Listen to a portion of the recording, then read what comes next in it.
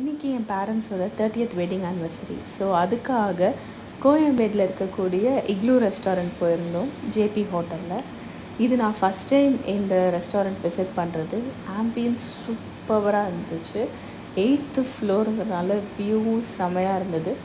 ஒவ்வொரு இக்லூவும் லைக் ஒரு தனி ரூம் மாதிரி இருந்துச்சு.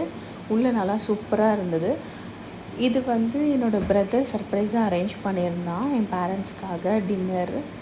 நாங்கள் ஆல்ரெடி கேக்லாம் வாங்கி வச்சுருந்தோம். ஹாப்பி ஆனிவர்சரி ஷேஷ் இது. அப்புறம் இதான் கேக்கு. 30th ஆனிவர்சரினால 30 அப்படின்னு சொல்லிட்டு டாப்பரும் வாங்கி வச்சுருந்தான். நாங்கள் ஜாலியாக உள்ளே போயிட்டு கேக்லாம் நல்லா கட் பண்ணி நல்லா சூப்பராக சாப்பிட்டோம்.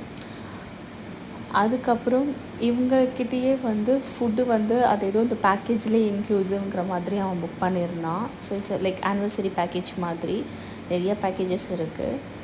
இங்கே கொஞ்சம் மழை தூறல் இருந்தனால அந்த வாட்டர் ட்ராப்லெட்ஸ்லாம் இப்படி தெரிஞ்சுது. கேக் கட் பண்ணிவிட்டு ஒவ்வொரு டிஷ்ஷாக ஆர்டர் பண்ணோம்.